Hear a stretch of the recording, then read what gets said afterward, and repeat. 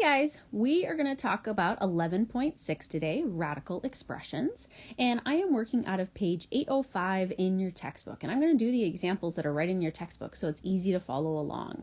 So again, our radical expressions are anything with that square root sign. Again, right now we're just dealing with square roots, but we could talk about cube roots, fourth roots, and all that kind of stuff, but we're going to keep it nice and easy today. So for example number 1a, we are starting with the square root of 2 over 72. Now, right away, I'm noticing that the 2 and the 72, that fraction can be simplified. Each of those numbers can be divided by 2. So I'm going to take this and rewrite it as the square root of 1 over 36. And what's really nice about what we have now is the square root of 1 up on top is just 1, and the square root of 36 on the bottom is just 6. So we are all done because we took the square root of the top and the bottom, our numerator and denominator. All right, example number 1b. We're looking at the square root of 3 squared plus 4 squared. So I'm going to simplify what's underneath the radical first. So I know that 3 squared is 9, and I know that 4 squared is 16. 9 plus 16 is 25. Now remember that all of this is underneath this square root sign, so I'm going to rewrite that square root sign. And the greatest part about the square root of 25 is just a nice whole number of 5. So there's our first two examples. All right, please flip in your textbook to the next page. So we are on page 806, and we are talking about how to simplify other types of radicals. So if I have the square root of 18, now 18 is not a perfect square, so then we have to think about our list of perfect squares, which if we need to, we could write along the side. We've got 2 squared is 4, 3 squared is 9, 4 squared is 16, 5 squared is 25, and we could just keep listing our perfect squares down here, and I'll write them up.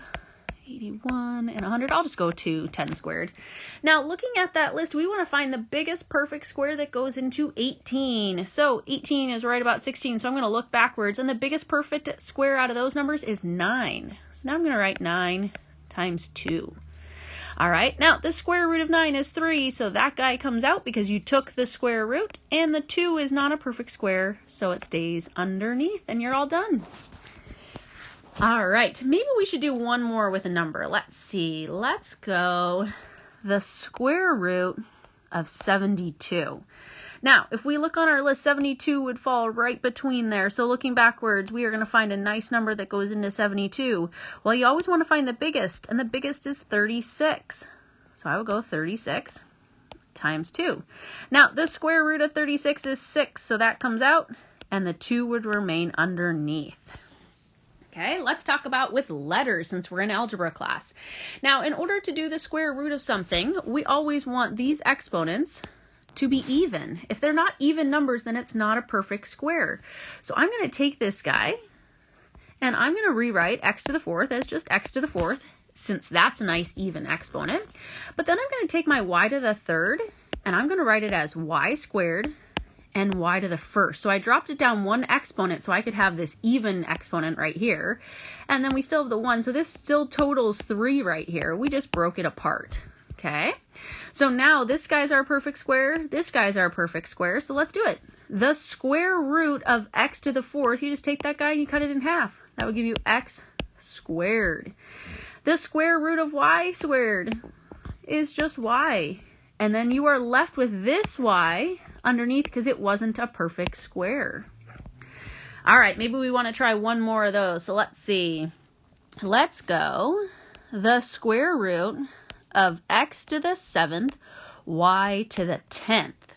All right, well, this x to the 7th is not an even exponent, so I'm going to split this guy up into x to the 6th, x to the 1st, because again, those exponents then add up to the 7. And I'm going to keep the y to the 10th, because that's an even exponent. Now, when I take these square roots, just remember that each of these exponents, when they're perfect squares, you're just dividing them by 2. So the square root of x to the 6th is x to the 3rd, and the square root of y to the 10th is y to the 5th, and then the piece that wasn't a perfect square just stays underneath. All right, let's keep going. So we are still on page 806, and now we're just doing the square roots of some fractions. All right, so on here, this fraction of 5 over 9 cannot simplify. So I'm going to really think of it as the square root of 5 on top and the square root of 9 on the bottom. Now what's nice is, on the bottom, the square root of 9 is just 3.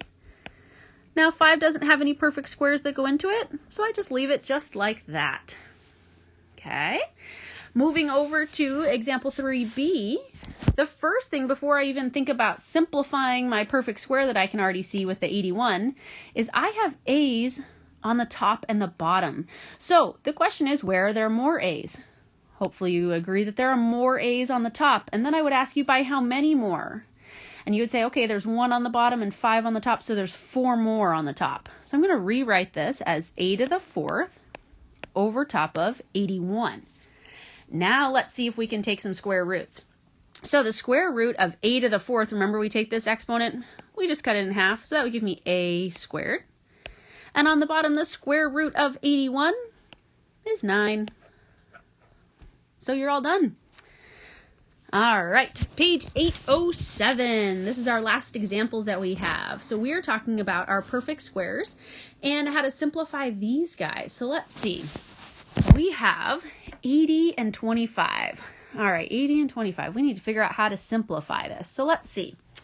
25 is nice, so I'm going to think about them separately. I'm going to go 80 and 25. Because I know the denominator of the square root of 25 is just 5, so that's really nice to work with. Okay, now the square root of 80 is not a perfect square, so we have to find the biggest perfect square that goes into 80. So you're going to want to look at that list again. And what's nice as you go down the list is hopefully you'll see it is 16 times 5, because again, you're looking for the biggest perfect square. Okay, now the square root of 16 is 4, and we're going to leave that 5 underneath. Okay, now looking at the numbers on the outside, this 4 and this 5, they don't simplify. So we're good to go. We can just leave our answer as 4 square root of 5 over 5. Okay. All right, the last example that we have today. Again, I'm going to split this guy in half so I can think about my numerator as 4x to the 5th and my denominator as the square root of 9. Okay, hopefully you notice right away in your denominator, the square root of 9 is just 3. Okay, now on the numerator part, this is really nice because the square root of 4 is 2. All right, so that works out well for us. Now the only thing we have to deal with is this x to the 5th. Now because it's not an even exponent like we talked about in our last example, I'm going to split this up into x to the 4th and x to the 1st. So the square root of x to the 4th is x squared. Again, cutting your exponent in half. And then this guy right here, this x to the 1st, is not a perfect square, so remember he stays underneath. Okay, now as complicated as that looks, please just go step by step and hopefully it'll make it easier.